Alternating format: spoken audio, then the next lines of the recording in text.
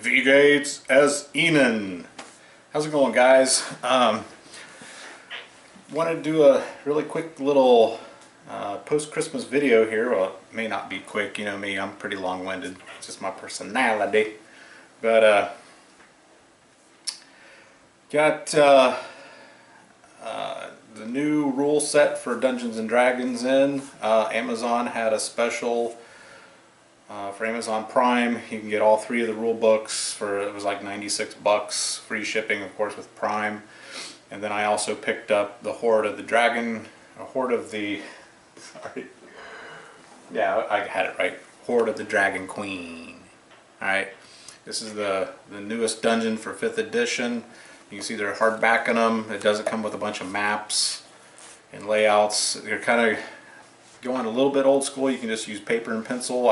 I use a dragon tile, they call it. It's a roll-up mat that has dry erase. You can use the dry erase markers, which I highly recommend if you're getting back into D&D or you're looking at getting into Dungeons and Dragons. Yeah, this part of the video I got to do kind of quick because my son just came down and said he's leaving in a little bit to go to a friend's house to play old Dungeons and Dragons, and he wants my old Dungeons and Dragons books, which I hate to see leave the house, but if it gets him playing Dungeons and Dragons, I'm all for it. As you can see, I've been playing for quite a while. This book I've had since I was younger than my son's 17. I've had this probably since I was, I don't know, 13 or so. So I've also got the original Dungeon Master's Guide, and you see it's been taped up. You know, a lot of people don't realize in this old edition, they're really, you go through it, there are some pictures in it, but you can see it's mostly text, you know, tables and text. And, you know, looking back, you know, it was really confusing. I mean, we picked through these books and we got out of them what we needed to play the game, but, you know, sitting down and playing, and I had the old starter box, and I've got a ream of characters out here in slicky sheets, you know, clear protective sheets that I've had since I was, you know, 12, 13 years old. Characters I played many a dungeon in. So I got some good vibes from the new rule set. I got the new monster manual. I mean, it's amazing. We'll just flip through it so I don't do any copyright infringements, but the artwork is amazing. The monsters are great. It's the classic, you know, stuff we've known for years, us D&D players. Very well bound. You got the ribbon inside. I always look for. That means that it's the binding is good and strong. Printed in the U.S., not in China. Another important thought. But it's got that nice, you know, quality. This is kind of like a flat matte texture. I'm really happy with them. I looked through them when I first got them a couple days ago. They ended up coming right on Christmas Eve. I ordered these on the 22nd, and literally they were here Christmas Eve, right on my doorstep. So got that. Hoard of the Dragon Queen, going back to that. It's I'm getting a dungeon started here this weekend. My wife and my daughter are going to play. Hopefully my son will join in eventually. But they're starting a new dungeon with a friend of his today. But you know, your maps are here. You can obviously, I have a photocopy machine in my office. I could blow this up and photocopy it. But again, you're going back, if you're using the dry erase maps, which I highly recommend. It makes life so much simpler. And you know, you guys can just get a blank sheet of paper with a pencil and freaking sketch out the scenario. Because as most of you guys who are DMs know, it's really hard. You really don't want to show them like a full map a lot of times. You want to show them what they can see, right? And you can describe off in the distance what they see, but as far as up close detail, and if you start laying out big maps and stuff, it kind of can give away aspects that need to be hidden from the party initially. So I'm working through this. I pretty much got the first encounter down, the background to describe to the players, and to you know, get the first encounter going, which is basically this dragon, blue dragon, attacking a town, and then they come upon this town as it's being attacked. Pretty cool scenario. Monster manual. Got the new Dungeon Master's Guide. Again, same quality, just awesome. It really does. They have done a great job, guys, on going back to the roots of the game. And anyone that played 4th edition, which I really didn't like, and I have 4th edition out here in my cabinet.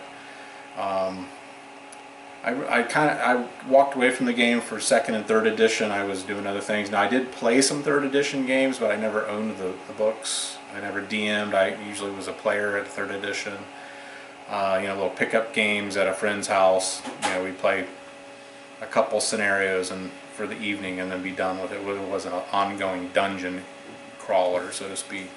But they really got, and again, like with Warhammer and stuff, a lot of these rule sets can get really bogged down in the minutia and this hair splitting.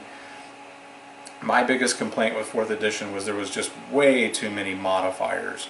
I mean, when you sat down to draw up a character, you couldn't do it in 30 minutes, 45 minutes like you used to with the 1st edition. You literally pulling up all the modifiers and the class adjustments and the race adjustments and all this stuff that you had to factor into your rolls was ridiculous. They really kind of peeled it back. I was going to show you one of the new record sheets, the character record sheets, which you can get. Now there's another great thing. The character record sheet PDF is free on the D&D website. And you pull up the PDF, and it's nice. You can go in and click on the various boxes, fill in your character name, your strength, constitution, and it will print it in there for you. And then you print it out on your LaserJet or inkjet, or you can, like I was saying last time, you throw it onto your pad, and you got your little character record sheet right on your tablet. So it's pretty cool. What else? Let me grab it. In fact, speaking of my tablet, it's right back here on my desk. You can see it sitting there.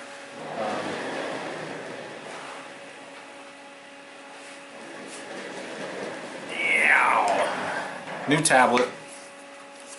This has the spells. This is the PDF, the supplementary PDF for Horde of the Dragon Queen, and this has the spells that are available.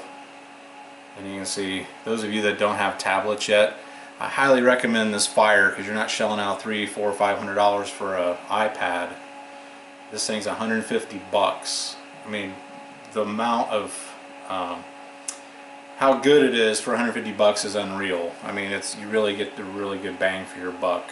Got a camera in the front, a camera in the back. Now this case was the Amazon Fire case. Now it's you literally just have to close it, right? And it'll shut off. So then when you reopen it up, you're right back where you were. So you can, just like an iPad, it flips around.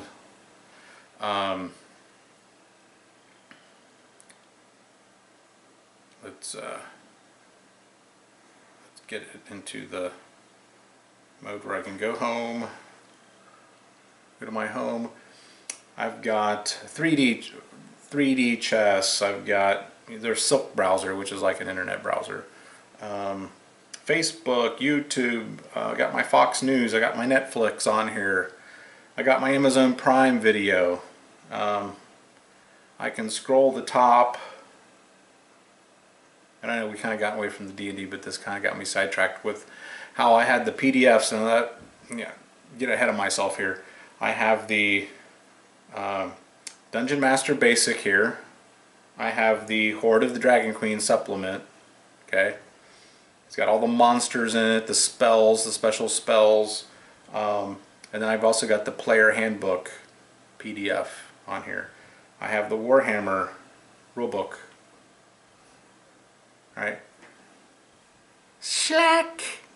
You can adjust the print, and I got it set pretty high so that the print's easy to read, and obviously you've got a little fold out here on the back of this case that folds out. You can stand it up, and there's magnetic metal pieces in here, so this is a pretty rugged thing. It's kind of like a suede feel to it, but you can set this up on your game table and voila, you can scroll through the rules, you can tap it and it will go back to the bookmarks. You know, it's got bookmarks. You can do the table of contents, go back to the table of contents. I mean, it's a great tool for you gamers. So I highly recommend it. I'll show you here real quick how easy and how good the video is on this thing. So let's go over here. We'll go to my videos, which will get me into Prime. So I'm not going to go through Netflix. There's my Amazon Prime, which is like almost exactly like Netflix. The difference is there are some things on Netflix that aren't on Prime, and it kind of really does help complement each other. What was some of the stuff I was watching?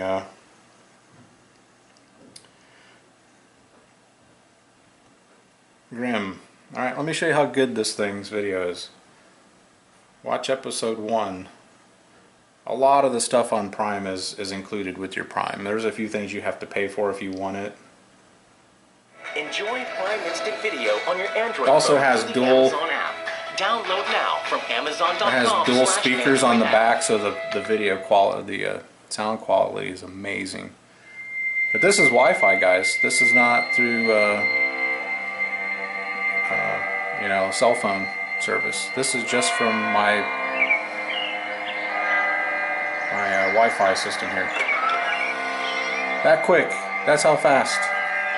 Boom. Now you tell me that isn't freaking sweet for 150 bucks. Alright. Go back to home.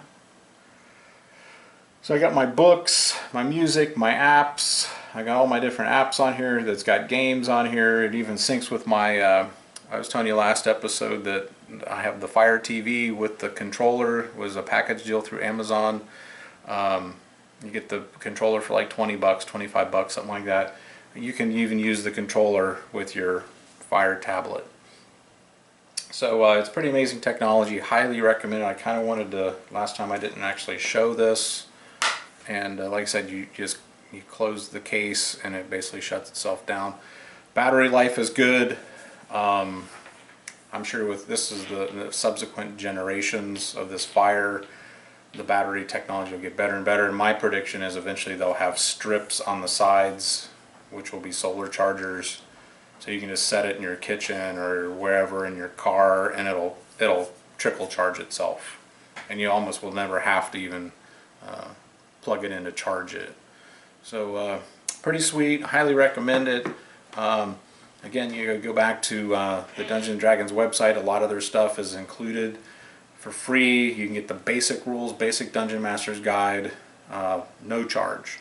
PDF for the character record sheet. I think that's awesome. It gets people into the game and gets them started. It also makes a great reference material for the guy like me who still goes out and buys the hardbacks, and when I'm actually playing and I want to reference a rule, I can just go right to where I want to go, and it's right at my fingertips. Player handbook. Look how killer that picture is on the front. It's awesome.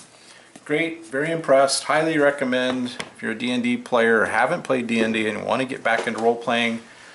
You know, you can't go wrong with what they're doing. It's just a shame Wizards couldn't have maintained the TSR brand and kind of kept it as a sister company. But you know, I don't have a lot of bad things to say about Wizards of the Coast. Two other things I've purchased, I'll be using with my game upstairs, and I may show some video of that. I may not. I may just show you how we have it set up in the dining room.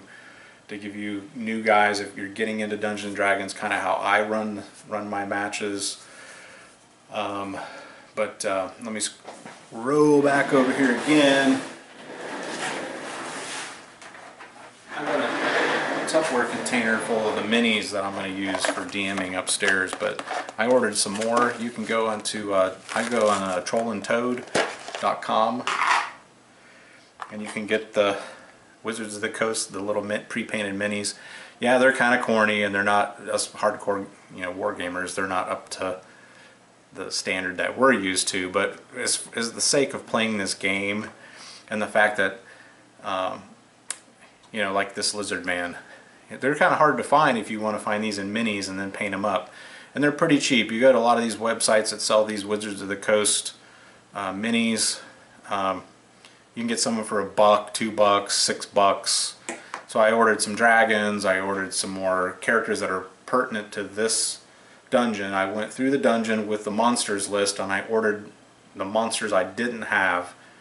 And then you got like little ghoul dude, right? Some of them are pretty decent, I gotta admit. They're not so bad. You got this little dude's a little fighter, They're great. You throw them in a Tupperware container. I'm gonna pick up now that I've ordered more minis and we're gonna start playing D&D more often. One of those clear plastic cases you can get at a hardware store that's got a bunch of different slots, and I can organize them a little bit differently instead of just throwing them in here. Here's this hooded cloak dude. He's pretty cool. Some of them are pretty cheesy. There's a mummy, Some of them are kind of cheesy. I use these as like just generic. You could play these as orcs. You can play them as berserkers, whatever you want to play them as. You just represent the characters. Now, the characters we drew up, and I've got a character creator that I subscribe to, where you can create the characters and put their pictures and everything on there. And I actually will get on Reaper. I like the Reaper D&D minis, which are basically their Pathfinder minis. Picking out a mini that matches your character. Beasts of War brought up, there's a new one out there, and honestly forget the name of it. It's basically a service that's out there now where you can literally create your own miniature. You pick out how it looks, its attributes, the weapons it has, shields, whatever. Pay for it, order it, and in a couple of weeks it comes in the mail to you. It's made out of resin. It's basically a 3D print up, and that's where the technology's headed, as many of you may know. So you can literally custom make a mini for you. There's also another company out there that you can find on the web that you can send them a picture of yourself and they will make a miniature that looks like you. I mean, it's just ridiculous. So, but this is a great resource. There's a couple, Miniature Market I think is the other one. You can get these, because any of you guys that know about this, the Wizards of the Coast, they do that booster pack thing where you get a pack, you'll get a few figures in it, and the problem with that is you buy those big cases of booster packs.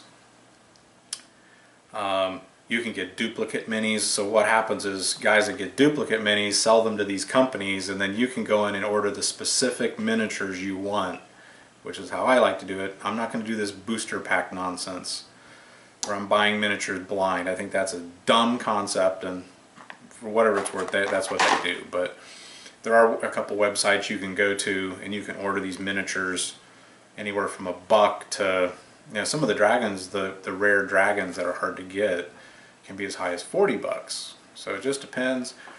It's nice to be able to just go down the monster list and say I need 2 ghouls, and you can just click on what you need, blah blah blah, 4 or 5 days later they're on your doorstep.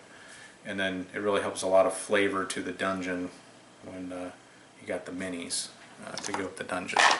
So just a couple little tips there. I think that's about it. I am going to go out here in the workshop. I'm going to cut to another segment here, and I'll show you the progress of the Empire Army I'm working on, like I promised. Not much else going on. I'm going to get a start a D&D campaign today. Later today, it's a Saturday after Christmas. Going to be doing some painting this weekend. After we get home from church tomorrow and have lunch, I'll come down here and start cracking on the Empire Army some more. got some folks coming in. My son and I and a couple of his friends were probably going to end up with a Flames of War game with that same setup I was showing you last time, where I'm going to play the Germans. I'm going to try a different tactic, and probably a Warhammer game with my new Warhammer armies. So a lot of fun, great hobby. Going to go see. I'm thinking next week before New Year's, and I'll get on here and do another video and let you know how I feel about the new Hobbit movie, and how I liked it. The impression I'm getting from Warren from Beasts of War is it's a spectacular movie. A lot of the stuff I've read online is it's very good. So we're definitely going to take the plunge and see that. I was going to go see the new Moses movie. I heard it's terrible, so we're not going to do that one. It wasn't even at the movie cinema 3 weeks, and it's already going to DVD. So you know that's bad when they do that. So Fury, I did see Fury a month or so ago. It's going to be coming out on DVD this February, so definitely look out for that. I'm going to definitely pick up Fury. You know, there's people on the internet that were poo-pooing Fury, and it was this and that. Well, I loved it. I thought it was great. I think it was a very, very interesting movie and a lot of great battle scenes. So I'll definitely be popping that on my TV out here by the game station. And we'll watch that just like we used to with Saving Private Ryan, until I finally got to the point where I couldn't watch Saving Private Ryan not one more time. So hope you guys had a great holiday. Great New Year's coming up. And we'll go out here to the workshop and I'll show you what I've been working on. Okay, I'm going to show you real quick what I got here. There's my prime Spearman. Turned out pretty good. I just used I don't know, you'd use that for blank paper. It's just a box.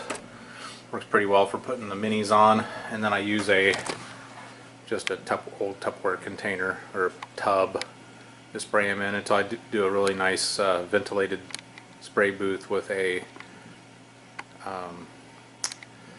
airbrush, which is eventually going to go over in this corner. So I got my Empire book here for doing reference for colors, and I'll show you again what probably the scheme I'm going to go back in, but you can see how well that more inexpensive primer works. I mean, it really does. It's not too much, and that's a danger you run into if you use auto primer or other types of primers you can buy out there. They can go on too thick. You got to make sure you keep the spray tip kind of far from the models so you don't get it on too thick. But you can see it really does preserve all the details. So it's a great primer for $3, $2.69 a can.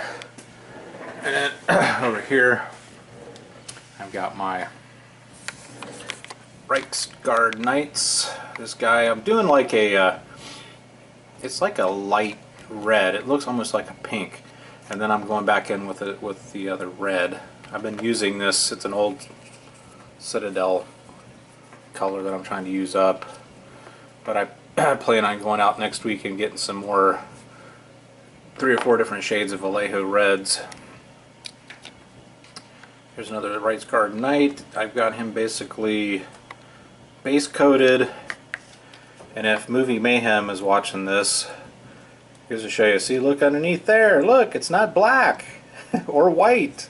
Since I used white as the base coat, since I'm using a lot of silver and I want to keep it nice and bright, I did go with a white coat. And even though I've got some recesses down in there, I was still basically still able to get my silver down in there, my silver base coat, which is I used a mix of the gunmetal gray, and then I used a mix of just like a 2-to-1 ratio, the gunmetal gray to the silver, and then I watered it down a little bit with my dropper bottle.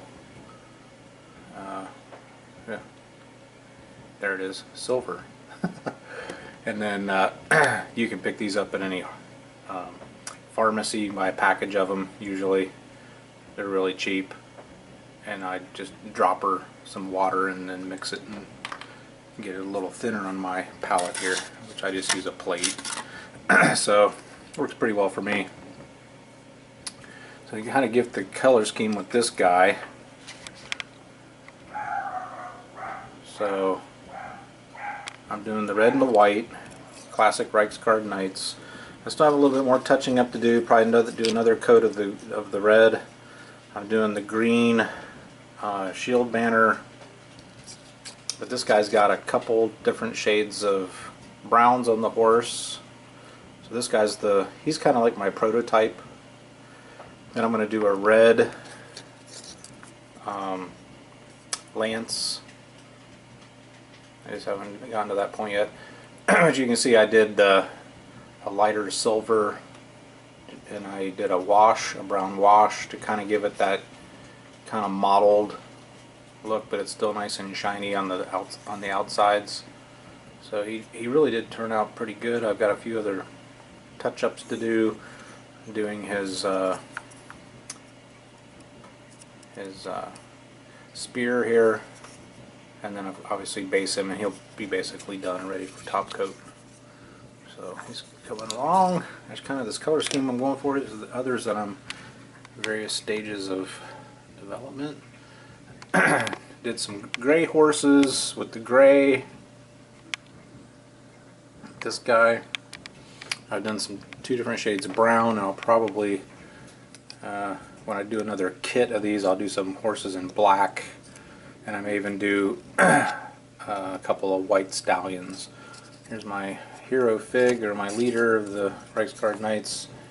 He's basically just got his base coats, and that's what a lot of these guys are talking about when you do a primer. A primer is just the foundation of the model. You shouldn't be using, and you can now in certain circumstances you can use the primer as your undertones, and like I say, sometimes like with these guys, the gunners, I went with the black primer, and as I go along there'll be some recesses and stuff that I won't get, and I'll just brush over the top, but you can still see that I'm really going for that two-tone red-white. And I got the flesh on the hands and on the faces. That's kind of what I'll do first. I typically will do the flesh first, and then I'll do, like in this case, the pants and stuff. I'll do the armor. Then I'll start coming in and picking out the weapons. His gun, it looks like he's got little tassels and stuff on his gun, and I'll start picking that stuff out. His plume, obviously, when I'm doing the breastplate, I'll do his helmet. And then this guy, he's a different stage. He's a stage before him, where I did it's almost like a pinkish red, and then I'll go back in with the darker red, so you can kind of do it in layers. And I'm going to do that red-white classic Empire Army paint scheme with the red and the white, since red is my favorite color. This guy's really cool. I liked him a lot. He's the sharpshooter. He's a hero character. And then he's got his little monkey, his little sidekick monkey, who's got a barrel of gunpowder. It's pretty amazing. I really like this model. I'm going to really do him as high a level as I can. But you can see basically kind of the stage that I did. I did the the flesh, base coat of the black. Then I'm coming in with the pinkish red, lighter red, and then I go over that red with a darker, shinier red. So that'll probably get another, like here where the light's hitting it, I'll hit with, I'll be hitting this kind of areas, the higher stuff where the light source is coming from. I'll hit that with a little bit lighter red, just to highlight it. And I also did the pants in like a cream first, and then I came back in with just a regular white. So a lot of these colors you'll have to do it in two different shades to get it so that the black, or even if you use a gray undercoat. I could have gone with a white undercoat, but I just thought there's so many little recesses and stuff here as I go back over that black really will help hide some of that. Those little crevices and stuff between the sword and the shield, I'll leave those black. I won't go down in there. And those are the cases where the black primer can be useful. You just don't want to be leaving, you know, the whole underside of the model black, like Blue Table did to Movie Mayhem. So that's pretty shady.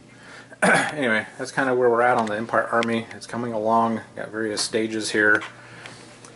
And this is what I was telling you with painting mass infantry. And that's why a lot of the painting studios don't do them. Because it's a lot of work. If you want it done decent, it's a lot of work. There's a lot to pick out. And you want to do 4 or 5 colors on these guys at least. Alright guys, we'll see you next time. Have a great week. Bye.